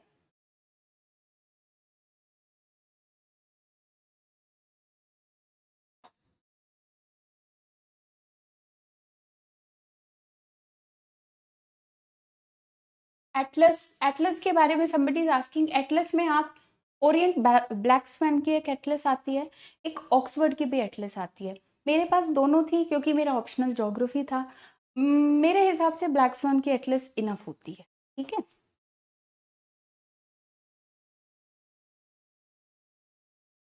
एनसीईआरटी वाला की बुक्स, हाँ बिल्कुल अच्छी हैं, आप उनको ज़रूर पढ़ें, उनकी एनसीईआरटीज अच्छी हैं। देखो, सफिशिएंट, कोई बुक सफिशिएंट है या नहीं, ये एक बहुत ही डिफिकल्ट क्वेश्चन है आंसर करने के लिए, क्योंकि हमारा अल्टीमेट गोल क्या है कि हमें प्रीलिम्स में कट ऑफ से ज़्यादा मार्क्स ले, है ना। कोई भी चीज़ सफिशिएंट या इनसफिशिएंट नहीं होती, आपका पढ़ने का तरीका है जो मैटर करे। हमें स्टार्ट इस चीज़ से करना है कि हमारे बेसिक्स क्लियर होने चाहिए। एनसीईआरटीज, फिजिक्स वाला एनसीईआरटीज, ये सब उन बेसिक्स को डील करता है, और हम बेसिक्स पे ध्यान दें। हम ये नहीं सोचें कि ये बुक इनफ है या नहीं है। हमारे पास जो ये एनसीईआरटी की बुक लिस्ट हैं, ये बिल्कुल इंपॉर्टेंट है, हम इनको मिस नहीं कर सकते। हम इनके ग्राफ्स, इनके मैप्स, इनके क्वेश्चंस, इनको मिस नहीं कर सकते। लेकिन सफिशिएंट या नहीं, ये क्वेश्चन नहीं है आंसर करने के लिए, वो आपको देखना है। एनसीईआरटीज पढ़ने के बाद आप जब उन बुक्स को गो थ्रू करोगे, वहाँ पे आपको ज़रूर कोई ना कोई एक्स्ट्रा बात मिलेगी, तो आप उसको अपने एनसीईआरटी वाले नोट्स में ऐड कर लो, है ना। कोई बुरी बात तो उसमें है नहीं। हाँ, मटेरियल होर्डर नहीं बनना कि बहुत सारी बुक्स इकट्ठी कर ली और अब कोई भी बुक अच्छे से नहीं पढ़ पा रहे हैं। एक बुक बार बार पढ़नी है। ठीक है, बहुत सारी इकट्ठे करके नहीं पढ़नी। कोई सफिशिएंसी वाला जो तराजू है वो नहीं ढूंढना बिल्कुल भी।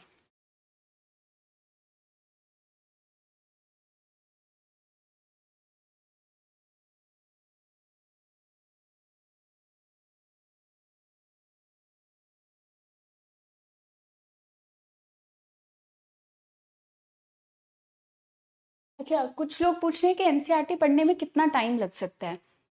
देखो, डिपेंड करता है। ठीक है, मान लो आप दिन में 2-3 घंटे दे रहे हो एक एनसीईआरटी को, फिर तो फिनिश करने में थोड़ा सा टाइम लगेगा। ऑन एन एवरेज अगर आप हर रोज़, फॉर एग्जांपल आप हिस्ट्री की एनसीईआरटी उठा के बैठे, तो आप एवरी डे, मैं ये कंसिडर कर रही हूँ कि आप कॉलेज में जाते हैं, आपके लेक्चर्स होते होंगे, आपको अपना काम भी करना होता होगा कॉलेज का, तो आप हर रोज़ अगर एनसीईआरटी के 2 या 3 चैप्टर्स कर लेते हैं, तो आप 3-4 दिन में एक बुक कंप्लीट कर लेंगे। ठीक है, लेकिन उसका भी कोई पैमाना नहीं हो सकता, क्योंकि कुछ चैप्टर्स बहुत बड़े होते हैं, बहुत ट्रिकी होते हैं। जैसे अगर आप इकोनॉमिक्स में बैंकिंग का चैप्टर पढ़ोगे, तो हो सकता है आपको 2 दिन लग जाए, है ना। लेकिन ऑन द अदर हैंड अगर आप मान लो ज्योग्राफी का सॉइल्स वाला चैप्टर पढ़ रहे हो, तो शायद आप उसको 2 घंटे में ख़त्म कर दो। ठीक है, तो इसके लिए क्या करना है, देखो, टाइमलाइन में एक रफ आइडिया सबको होना चाहिए प्रिपरेशन के टाइम पे कि एक आइडियल टाइमलाइन क्या हो सकती है, उसके 4-5 डेज प्लस माइनस आपके वो कोर्सेज खत्म हो जाएं। हिस्ट्री है 4 to 6 बुक्स हैं, अगर आप आर्ट एंड कल्चर भी इसमें जोड़ लेते हो, इसीलिए मैंने 4 to 6 लिखा है।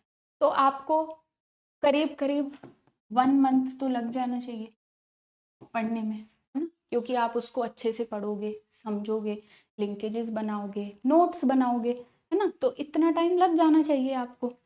पॉलिटी है, आपको 3 NCERTs पढ़नी है और आपके फिजिक्स वाला के नोट्स होंगे वो भी करने हैं, तो एक कंसोलिडेटेड तरीके से, क्योंकि ऐसा नहीं है कि अब आप एक महीने में सिर्फ एनसीईआरटी पढ़ोगे, है ना, आप फिजिक्स वाला एनसीईआरटी भी पढ़ोगे, आपको जो क्लास में पढ़ाया जा रहा है आप उसके नोट्स भी बनाओगे और उनको भी रिवाइज करोगे। तो उस हिसाब से मैं बता रही हूँ कि पॉलिटी की मान लो 3 NCERTs हैं, तो आपको हो सकता है 2 वीक्स लगे इसमें, है ना, अगर आप फर्स्ट टाइम पढ़ रहे हो तो। ज्योग्राफी की एनसीईआरटी है, ज्योग्राफी की एनसीईआरटी 2+2+2 वो वाली इकोनॉमी, पीपल एंड इंडिया वो वाली एनसीईआरटी, और 2 वो वाली physical geography and Indian geography.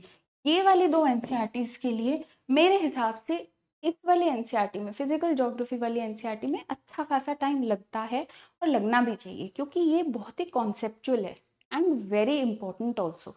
तो इसमें करीब करीब अगेन 2 वीक्स या फिर 3 वीक्स भी लग सकते हैं, है ना। फिर हमारा इकोनॉमिक्स की एनसीईआरटी है। अब देखो इकोनॉमिक्स की एनसीईआरटी कंसिडरिंग 2 NCERTs हैं और एक वो 11th क्लास की एनसीईआरटी है, तो इसको तो पढ़ने में आई गेस 4 to 5 डेज में हो जानी चाहिए, ठीक है। लेकिन ये वाली जो 2 NCERTs हैं, माइक्रो एंड मैक्रो एनसीईआरटी, उनको पढ़ने में वक्त लगेगा क्योंकि उनको समझने में टाइम लगेगा। एंड मोस्ट इम्पॉर्टेंटली, अगर आपका इकोनॉमिक्स बैकग्राउंड नहीं है तो और ज़्यादा समय लग सकता है, क्योंकि टेक्निकल है, थोड़ा मैथमेटिकल सब्जेक्ट, तो इसको पढ़ने में वक्त लग सकता है। मेरे हिसाब से 20 डेज 25 डेज लग सकते हैं इस एनसीईआरटी को समझने में, ठीक है। और बाकी आपकी सोसाइटी की एनसीईआरटी वो बाद में पढ़ सकते हैं। ये वाली एनसीईआरटी समझ आने के बाद सोसाइटी की एनसीईआरटी पढ़ना आपके लिए और इजी हो जाएगा, क्योंकि आपको बहुत सारी बातें पता हैं, उनकी समझ है, ठीक है। सतीश चंद्र आप पढ़ सकते हैं, सतीश चंद्र बिल्कुल पढ़नी चाहिए, कोई लेनी तो चाहिए कुछ चैप्टर्स के लिए, जैसे विजयनगर एम्पायर है उस चैप्टर के लिए पढ़नी चाहिए, क्योंकि वहां से क्वेश्चन आते हैं ओल्ड एनसीईआरटी से, ठीक है। करनी चाहिए, अच्छी बुक है वो। लेकिन अगर आप तमिलनाडु बुक पढ़ रहे हैं और वो वाली एनसीईआरटीज भी पढ़ रहे हैं थीम्स वाली, वो तो पढ़नी ही है एनसीईआरटीज। अगर आप तमिलनाडु बुक पढ़ रहे हैं तो फिर page to page Satish Chandra पढ़ने की जरूरत नहीं, एक बार आप वो बुक ले आते हैं, एनसीईआरटीज ये वाली पढ़ लेते हैं, ये वाली थीम्स वाली,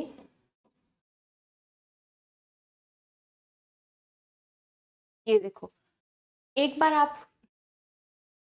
ये रही थीम्स वाली पार्ट 2, एक बार आप इसको पढ़ लेते हैं ना, और इफ आप तमिलनाडु बुक पढ़ते हैं, आई वुड सजेस्ट कि आप पढ़ सकते हैं ये book, it is a good book, और ये भी शायद एनसीईआरटी ही है, तो ये भी पढ़ सकते हैं। तो उसके बाद सतीश चंद्र के कुछ सिलेक्टिव चैप्टर्स आपको खुद पता चल जाएंगे ये पढ़ने के बाद कि आपको कौन से पढ़ने चाहिए, ठीक है।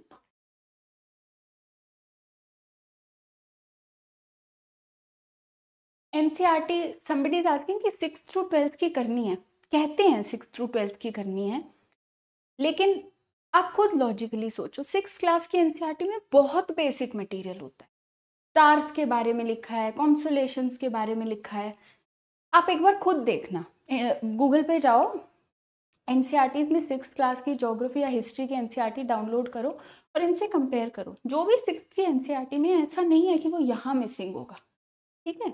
तो उतना बेसिक करने की मेरे ओपिनियन में ज़रूरत नहीं है, आप 9th से शुरू कर सकते हैं, 9th to 12th, ठीक है, ये कर सकते। एटलस से किसी ने पूछा है what kind of questions are asked from Atlas.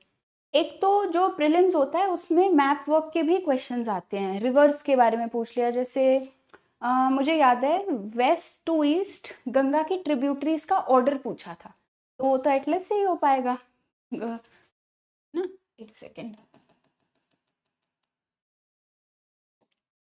Ganga की ट्रिब्यूटरीज का ऑर्डर पूछा था वेस्ट टू ईस्ट की कौन कौन सी होती हैं। 4 ऑप्शंस दिए हुए थे ऐसे एरो बना के, ऐसे a something something something, I don't remember the question, शायद गंगा की ट्रिब्यूटरीज थी। तो वो मैप से ही होगा। फिर कुछ लोकेशंस के बारे में भी पूछ लेते हैं, नॉर्थ टू साउथ अरेंज करो डिस्टेंस वाइज, तो उस तरीके के क्वेश्चंस आते हैं। इट विल बी गुड, एक बार आप PYQs निकालो 1 या 2 साल के, और एक बार देखो कि आपको लोकेशंस वाले कौन से क्वेश्चंस दिख रहे हैं। जैसे मेडिटेरेनियन सी है, उसके सराउंडिंग कौन कौन सी कंट्रीज हैं, तो बहुत सारी कंट्रीज हैं। तो उनमें ऑप्शंस देते हैं ABCD कि which of the following countries is not surrounded by Mediterranean sea. तो उसमें फिर पूछेंगे आपसे ओनली 1 ओनली 2 इस तरीके से। तो इस तरीके के क्वेश्चंस भी आते हैं। तो multiple types of questions are asked from atlas. Mountains के बारे में, रिवर्स के बारे में, सीज के बारे में, कंट्रीज के ही बारे में पूछ लेते हैं कि सराउंडिंग कंट्रीज कौन कौन सी हैं, है ना।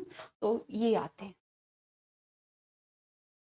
Which subject best in college which helps in UPSC preparation, ऐसा कुछ क्वेश्चन था, अभी वो ऊपर चला गया। देखो, मैंने अपनी ग्रेजुएशन की थी साइंस सब्जेक्ट में, ठीक है, लेकिन मैंने ऑप्शनल साइंस नहीं लिया था। लेकिन वो जो ग्रेजुएशन की नॉलेज थी वो मुझे कहीं ना कहीं थोड़ी बहुत GS3 के साइंस एंड टेक में काम आई थी, है ना। अब आप ग्रेजुएशन किसी भी सब्जेक्ट में कर रहे हो, UPSC का सिलेबस सबके लिए सेम है। हाँ, अगर कोई ग्रेजुएशन मान लो इकोनॉमिक्स में कर रहा है तो उसके लिए GS3 में भी हेल्प होगी, उसके लिए प्रीलिम्स में इकोनॉमिक्स पढ़ने में भी हेल्प होगी। अगर कोई पॉलिटिकल साइंस, हिस्ट्री इन सब से कर रहा है तो वो उसको बिल्कुल हेल्प करेगा, नो डाउट अबाउट इट। अगर आप जो ग्रेजुएशन में सब्जेक्ट कर रहे हो, अगर आप वही सब्जेक्ट ऑप्शनल में लेते हो तो आपको फ़ायदा बहुत मिलता है।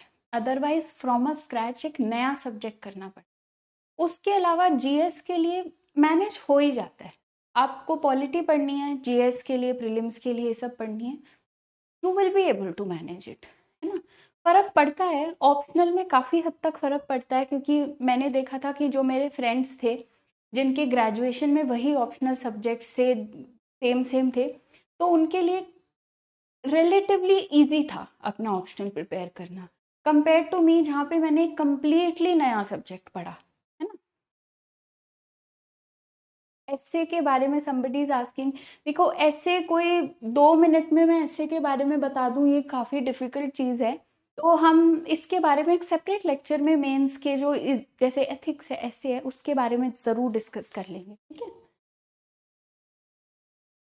हाँ, PYQs के बारे में किसी ने पूछा है, ये बहुत इंपॉर्टेंट पॉइंट है कि PYQs को हमें कैसे यूज़ करना है। क्योंकि अभी तो सब बोलते हैं कि हमें PYQs करने चाहिए, एनालाइज करने चाहिए, है ना।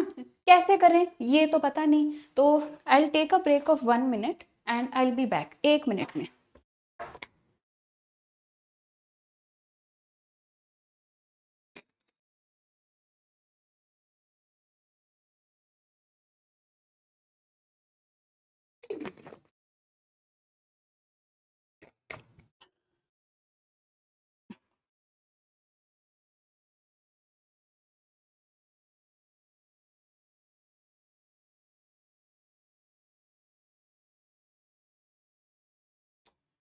जी, PYQs के बारे में अभी NCERT हम पढ़ रहे हैं, हमने NCERT की पहली रीडिंग कर ली और हमने बहुत सारे कॉन्सेप्ट सीख लिए, और आप साथ साथ क्लासेस भी ले रहे हैं, है ना, तो आपको सब्जेक्ट्स भी पढ़ाए जा रहे हैं।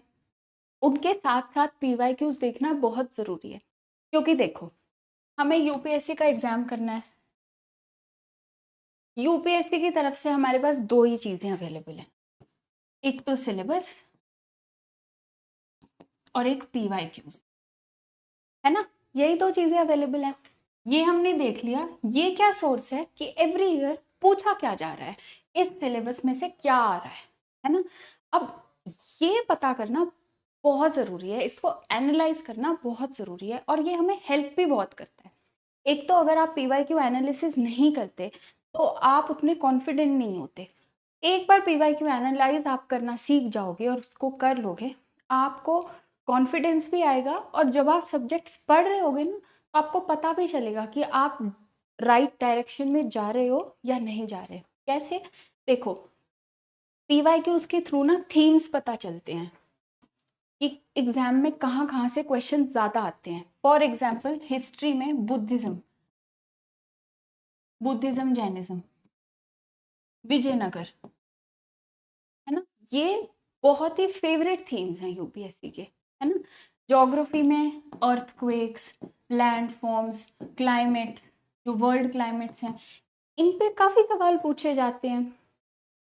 मेंस के भी पीवाईक्यूज, अगर आप 5-6 साल के पीवाईक्यूज देखोगे तो आप भी देखोगे कि जीएस 1, 2, 3, 4 में कहीं ना कहीं विमेन, फेडरलिज्म, ये सब ऐसे ऐसे बहुत सारे रिपीटेड थीम्स होते हैं जो रिपीटेडली एक साल छोड़ के एक साल नहीं तो लगातार 1-2 साल भी ऐसे रिपीट होते हैं। तो एक तो थीम्स पता चलते हैं आपको, दूसरा आपको माइंडसेट भी पता चलता है। कैसे? कि किस तरीके के ऑप्शंस आ रहे हैं, हमें किस तरीके की इंफॉर्मेशन के लिए रेडी होना चाहिए। यूपीएससी में एग्जाम्पल्स पूछे जाएंगे, करंट अफेयर्स किस टाइप के आते हैं, क्या करंट अफेयर्स कहीं भी आउट ऑफ द ब्लू आ जाते हैं, और अगर हमें वो करंट अफेयर नहीं पता तो क्या हमारे पास जो उस थीम के बारे में बेसिक नॉलेज है उससे वो सॉल्व हो जाएगा, और हो भी जाता है। तो ये चीज़ें पीवाईक्यू के थ्रू समझ आती हैं। अब उनको एनालाइज कैसे करना है? सबसे पहले तो पीवाईक्यू आपने उठाया, मान लो 1 साल का, 100 क्वेश्चंस अटेम्प्ट करके देखो।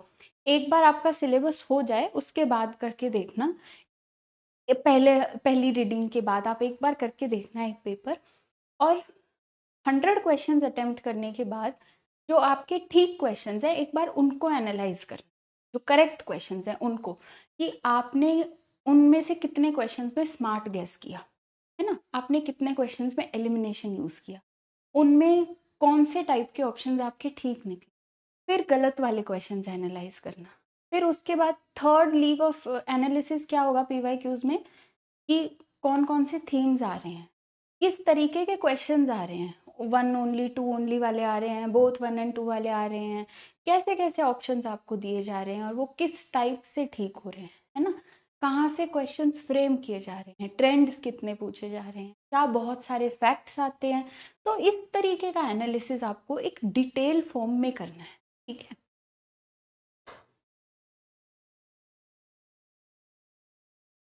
साइंस में कौन सी एनसीईआरटी पढ़नी है?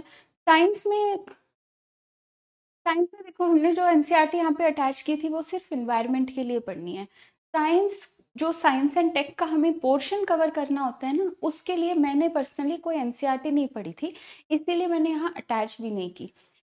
वो मैंने कैसे किया था, आप एक बार सिलेबस उठाइए, आपको उसमें दिखेगा बायोटेक्नोलॉजी, नैनो टेक्नोलॉजी, इस तरीके के थीम्स, तो वो आपको कवर करने होंगे, ठीक है। वो आपके जो आपको पढ़ाया जाएगा क्लास में उसमें इनफ तरीके से कवर हो जाएगा, क्योंकि बहुत ज़्यादा भी नहीं आती साइंस एंड टेक। ऐसा नहीं है कि साइंस एंड टेक सिर्फ करंट अफेयर से कर लो, उसको भी एज अ सब्जेक्ट ही डील करना चाहिए, लेकिन जो आपके क्लास में आपको टीचर नोट्स कराएंगे उसमें से आप उसको कर पाओगे, क्योंकि साइंस एंड टेक के जो क्वेश्चंस होते हैं ना उसमें एक समझ होनी इनफ होती है, हम उससे कर पाते हैं, प्लस उसको एक बैकिंग देनी है करंट अफेयर्स कि अभी क्या हो रहा है। जैसे माइक्रो आरएनए करके कुछ नोबेल प्राइज मिला था, तो एक बार आप एमआरएनए, डीएनए से आरएनए कैसे बनता है, आरएनए से प्रोटीन कैसे बनता है, ये प्रोसेसेस जब क्लास में सीख लोगे आपकी बेसिक नॉलेज हो गई। अब माइक्रो आरएनए पे क्या हुआ है, क्या रिसर्च हुआ है, वो आपके लिए समझना ईजी हो जाए, उतना ही चाहिए, वो आपको क्लास में मिल जाता है, ठीक है।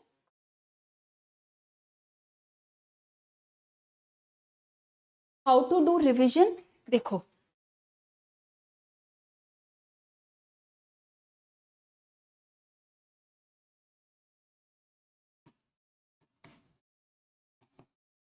रिविजन कैसे करनी है, हम क्या करते हैं, हमारी क्या टेंडेंसी होती है।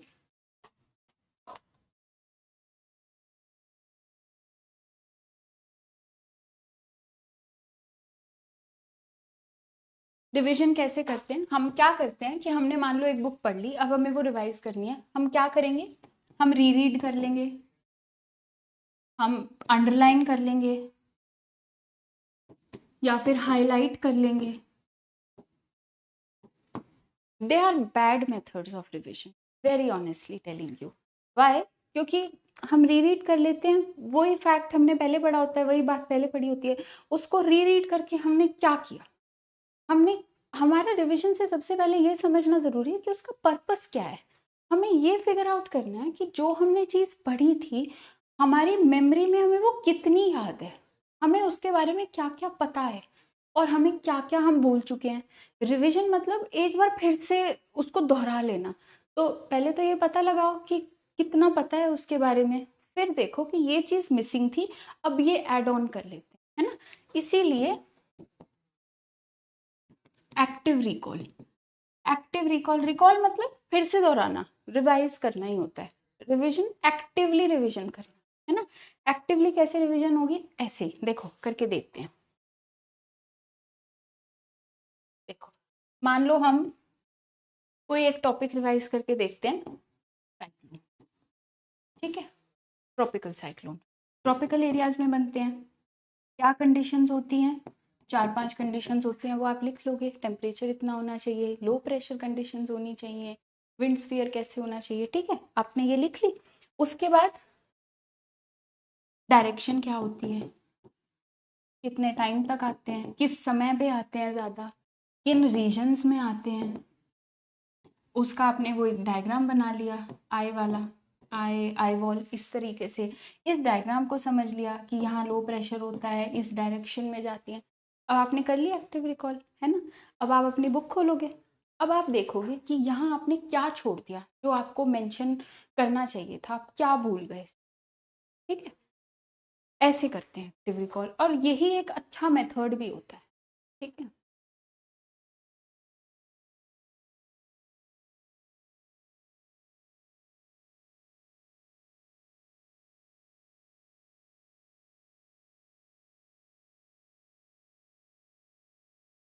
I'm unable to see the chat. हम्म, अच्छा, somebody is asking about current affairs, कब से स्टार्ट करने हैं और कैसे करने हैं। देखो करंट अफेयर्स ना, सबसे पहली बात तो अगर आपको अभी तक नहीं पता है, आपको अभी आपने जो 4 कोर सब्जेक्ट्स जिनकी हमने बात की थी, पॉलिटी, हिस्ट्री, ज्योग्राफी और इकोनॉमिक्स, अगर आपने ये अभी तक नहीं पढ़े हैं ना, तो अभी आप न्यूज़पेपर अगर पढ़ने भी बैठोगे तो बहुत ही हाई चांसेस हैं कि आपको समझ में नहीं आएगा, ठीक है। फिर कब स्टार्ट करें, एक बार जब आपकी पहली रीडिंग हो जाए ना इन 4 सब्जेक्ट्स की, और सबसे पहले यही 4 सब्जेक्ट्स करने हैं in the order, polity, history, geography, economics, जिस भी तरीके से आपका मन करे। ऐसा नहीं है कि पहले पॉलिटी करो फिर हिस्ट्री करो, ऐसा नहीं है, जिस भी ऑर्डर में आपका मन करे, लेकिन ये 4 सब्जेक्ट पहले करने हैं, तभी आप करंट अफेयर्स को समझ पाओगे। नहीं तो न्यूज़पेपर समझ ही नहीं आएगा। अब मान लो न्यूज़पेपर में लिखा होगा, एक न्यूज़ होगी कि आरबीआई ने रेपो रेट इंक्रीज कर दिया, हमें तो पता नहीं रेपो रेट क्या होता है ना। तो फिर अब उस आर्टिकल को पढ़ने का क्या फायदा, ठीक है। तो एक बार ये 4 सब्जेक्ट्स आप पढ़ लो, उसके बाद आप न्यूज़पेपर रीडिंग शुरू कर सकते हो, या फिर कोई करंट अफेयर मैगजीन जो आप फॉलो करते हो। कैसे करने हैं, हमारा एक सेपरेट लेक्चर इस पे शेड्यूल्ड है, हम उसमें बात कर लेंगे कि करंट अफेयर्स हमें करने कैसे हैं, कब से करने हैं, कहाँ से कैसे क्या करने हैं, नोट्स कैसे बनाने हैं, ये सब।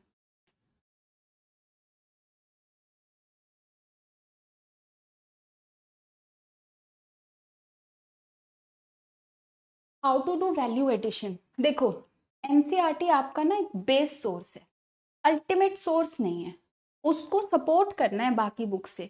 एक कॉन्सेप्ट और बेस डेवलप करने के लिए एनसीईआरटी जरूरी है। अब एनसीईआरटी के बियॉन्ड हमारे पास मान लो, चलो पॉलिटी का एग्जांपल ले लेते हैं, हमने पॉलिटी की वो 3 एनसीईआरटी थी, 3 एनसीईआरटी पढ़ ली। अब इसको साथ में हम कर रहे हैं लक्ष्मीकांत, प्लस बेयर एक्ट होना चाहिए आपके पास। बेयर एक्ट मतलब जिसमें कॉन्स्टिट्यूशन के आर्टिकल्स लिखे हो, वो भी होना चाहिए। हम इनके साथ इसको करेंगे, ये और ये हमारे एक नोट्स बन जाएंगे। अब उन एक नोट्स में हम वैल्यू एडिशन कैसे करेंगे, अपने क्लास नोट से, जो हमें क्लास में पढ़ाया जाएगा, है ना। क्लास में जनरली ये सारी चीज़ें कवर हो जाएंगी आपकी, क्लास नोट्स में ऐड करेंगे। फिर हम मान लो करंट अफेयर पढ़ रहे हैं, कुछ हमने पढ़ा, मान लो हमने कोई मैगजीन में, मंथली मैगजीन जो होती हैं, कंपाइलेशंस होती हैं, उसमें हमने कोई एक पॉइंट पढ़ा फंडामेंटल राइट के बारे में जो हमारे नोट्स में नहीं था, हमने उसको ऐड कर लिया। ठीक है, फिर हमने टेस्ट सीरीज में, हम जो टेस्ट सीरीज ज्वाइन करते हैं उसमें हमने एक क्वेश्चन किया, अगेन फंडामेंटल राइट पे किया, उसमें 3 पॉइंट्स थे, 2 हमें पता थे, थर्ड वाला हमने कभी नहीं सुना था, वो हमने ऐड कर लिया। तो ऐसे ऐसे करके, और आपके पास तो टाइम है अप टिल 2029, तो आपके बहुत सारे वैल्यू एडिशन हो जाएंगे। अब इतने सारे टाइम होने का क्या रहता है कि हमारी कभी कभी ये भी टेंडेंसी हो जाती है कि हम बहुत सारी किताबें पढ़ लेते हैं। ऐसा बिल्कुल भी नहीं करना, ये एक मिस्टेक हो जाएगी जिसको बाद में जाके फिर अनलर्न करने में दिक्कत होगी। क्या करना है, अपने सोर्सेज लिमिट करने हैं। ठीक है, बढ़ाने नहीं है, जो बेसिक सोर्सेज हैं उनको रखना है, उन्हीं को बार बार रिवाइज करना है।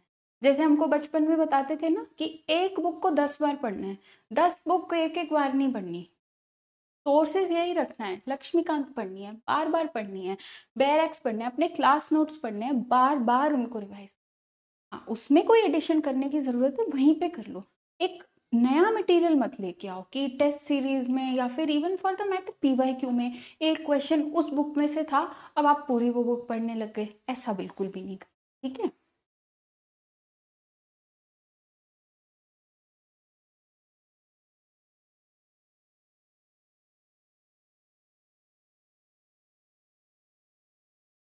डिजिटल नोट्स बनाने चाहिए। देखो मेरे नोट्स लार्जली डिजिटल ही थे, लेकिन वो भी मैं आईपैड पे बनाती थी, तो पेंसिल से, हाथ से, वो उनको भी हैंड रिटन ही कह सकते हैं। आप टाइप्ड फॉर्म में डिजिटल नोट्स अगर बना रहे हैं तो वो आपका टेक है, आप उसमें कंफर्टेबल होने चाहिए, है ना। लेकिन उसमें एक प्रॉब्लम ये होती है कि उसमें डायग्राम्स नहीं बन पाते, आपके मैप्स नहीं बन पाते उस तक। लेकिन हाँ, अगर आप आईपैड पे पेंसिल के साथ नोट्स बना रहे हैं तो it will be very good, क्योंकि उसमें पेजेस ऐड करना, स्पेसेस को अच्छे से अरेंज कर पाना, वो कंपैरेटिवली पेजेस वाले जो रजिस्टर नोट्स होते हैं उससे ज़्यादा इजी होता है। तो मैं वही प्रेफर करती थी डिजिटल फॉर्म में, लेकिन हाथ से। स्टडी आवर्स, अभी आप कॉलेज में हो, तो कॉलेज में आपको सुबह लेक्चर्स लेने हैं, आपके होमवर्क भी होते होंगे, हो सकता है आपके एग्जाम्स भी होते होंगे। तो अभी अगर आप डेली 3 to 4 आवर्स अगर दे पा रहे हो सेल्फ स्टडी के, फॉर यूपीएससी अलोन, अपने कॉलेज की सेल्फ स्टडी के अलावा, तो मेरे हिसाब से वो काफ़ी है। लेकिन हाँ, कॉलेज ख़त्म होने के बाद मान लो आपको 29 में अटेम्प्ट देना है, 2029 में या फिर 8 में, तो अराउंड 7 to 8 मंथ्स आपका सिर्फ डेडिकेटेड यूपीएससी के लिए जाना चाहिए, जहाँ पे आप 8-9 घंटे पढ़ रहे हैं। ठीक है। अच्छा, समबडी इज आस्किंग कि पहले एक ही सब्जेक्ट पूरा करें या साथ साथ। अभी मैं क्या करती थी, जब मैंने शुरू में अपनी पहली रीडिंग स्टार्ट की थी तो मैं एक ही सब्जेक्ट करती थी तब तो। लेकिन हाँ, बाद में जब मैं second reading, third reading, fourth reading in पे आई तो आई वुड डू 2 सब्जेक्ट्स। सुबह के टाइम पे एक सब्जेक्ट जो मुझे थोड़ा डिफिकल्ट लगता था जैसे कि इकोनॉमिक्स, और उसके बाद जो मेरा नॉर्मल इजी सब्जेक्ट होता था, हिस्ट्री कर लिया, सोसाइटी कर लिया, ज्योग्राफी कर लिया, इस तरीके से। तो दिन में 2 सब्जेक्ट करती। हाँ, शुरुआत में जब मैंने शुरू करनी है सारी चीज़ें, तब एक ही सब्जेक्ट कर पाती थी मैं, क्योंकि उसी को समझने में बहुत एनर्जी यूज हो जाती है, हम एक नया सब्जेक्ट पढ़ रहे हैं एंटायर, है ना, इसीलिए। सेल्फ डाउट, अच्छा सेल्फ डाउट, हाँ होता है, दिस एक ह्यूमन टेंडेंसी होती है कि हमें, मान लो हमने कोई टेस्ट सीरीज की, हमारे अच्छे मार्क्स नहीं आए, तो हमें अपने ऊपर शक होता है कि आर वी गुड इनफ। इसको बीट तो ऐसे ही कर सकते हैं कि आप लगे रहिए, होता ही है। लेकिन हाँ, इसको हावी नहीं होने देना अपने ऊपर। अब आप अपना स्ट्रेस कैसे खत्म करते हैं, आप वॉक करते हैं, योगा करते हैं, सॉन्ग सुनते हैं, कैसे करते हैं, वो आपके ऊपर है। सेल्फ डाउट होता है, बहुत बार होता है, क्योंकि सिलेबस भी बहुत बड़ा है, कॉम्पिटिटिव एग्जाम भी है, बहुत सारे बच्चे देते हैं, मल्टीपल टाइम्स भी ऐसे होते हैं जो बच्चे मल्टीपल टाइम्स अटेम्प्ट दे चुके हैं और ऑलरेडी सिलेक्टेड भी हैं पहले ही। तो हो जाता है हमें सेल्फ डाउट, हमें डर लगता है। लेकिन उसके बावजूद भी जब हम कंसिस्टेंसी दिखाते हैं तो अल्टीमेटली रिजल्ट्स भी आने लग जाते हैं, आपको खुद लगेगा कि आपके लिए तो इजी है। आप अपने बेसिक स्ट्रॉन्ग रखिए, प्रैक्टिस करते रहिए, रिवीजन करते रहिए और सेल्फ डाउट सबसाइड करता जाता है। शुरुआत में होता है क्योंकि हम एकदम से इतना बड़ा सिलेबस, इतनी सारी बुक्स देखते हैं, ये तो बहुत सारी चीज़ें कवर करनी है, कैसे करेंगे, तो आता है। लेकिन धीरे धीरे आप जब बुक बाय बुक करते जाएंगे आपका सेल्फ डाउट भी बैठता जाएगा। ठीक है। अच्छा, आंसर राइटिंग, हाँ, अभी आप शुरू कर रहे हो ना प्रिपरेशन, तो I think answer writing first या सेकंड रीडिंग के बाद शुरू कर देनी चाहिए। अर्ली आंसर राइटिंग करने से बहुत फ़ायदा होता है क्योंकि मेंस हमारा सबसे ज़्यादा वेट कैरी करता है ना, और वो पूरा ही आंसर राइटिंग पे बेस्ड है, तो वहाँ पे हमें बिल्कुल अपना अल्टीमेट एफर्ट लगाना है। आंसर राइटिंग शुरुआत में कैसे करनी होती थी, मैं क्या करती थी आंसर राइटिंग के लिए, मैंने स्टार्ट कर दिया था आंसर राइटिंग आई थिंक अपनी सेकंड रिवीजन के बाद, जब मेरे नोट्स इतने बन गए थे कि मुझे वो थोड़े से ऐसे लगे कि हाँ इसमें से मैं मैनेज कर सकती हूँ। पहले सिंपल क्वेश्चंस आंसर करना शुरू करो। जैसे अपने एक क्वेश्चन देख लिया, व्हाट आर ओशन करंट, ठीक है, इसको आंसर कर दिया, 2 पैराग्राफ्स इसके बारे में लिख दिए। ऐसे कंप्लीट आंसर्स ना भी लिखो, पहले सिंपल आंसर्स लिखना शुरू करो, उसके बाद एडवांस पे जाओ। एडवांस पे कैसे, टॉपर कॉपीज देखो, आपको खुद जो अपने कोर्सेज में आंसर क्वेश्चंस मिलते होंगे उनके आपको मॉडल आंसर्स मिलेंगे, मॉडल आंसर्स पहले पढ़ लो। उसके बाद पहले आपने देख लिया मॉडल आंसर क्या है, फिर कॉपी बंद करो, फिर वो आंसर, ठीक है। और सीखना क्या है आंसर राइटिंग के बीच में, ये भी एक मतलब काफ़ी एक डिस्कशन का पार्ट हो सकता है, तो इस पे भी हमारी एक क्लास शेड्यूल्ड है, हम वहाँ पे इसको डिस्कस कर लेंगे। लेकिन अभी के लिए अपनी फर्स्ट रीडिंग में सिर्फ रीडिंग करो और समझो, अभी आंसर राइटिंग पे जंप नहीं करना। स्टेप बाय स्टेप रखनी है अपनी प्रिपरेशन, स्ट्रैटेजिक रखनी है, हैफेजर्ड नहीं रखनी कि अभी सब कुछ कर लें, करंट अफेयर्स भी कर लें, आंसर राइटिंग भी कर लें, PYQs भी अभी कर लें, ऐसे नहीं, धीरे धीरे स्टेप बाय स्टेप। तो टाइम भी है हमारे पास, तो 29 तक है ना।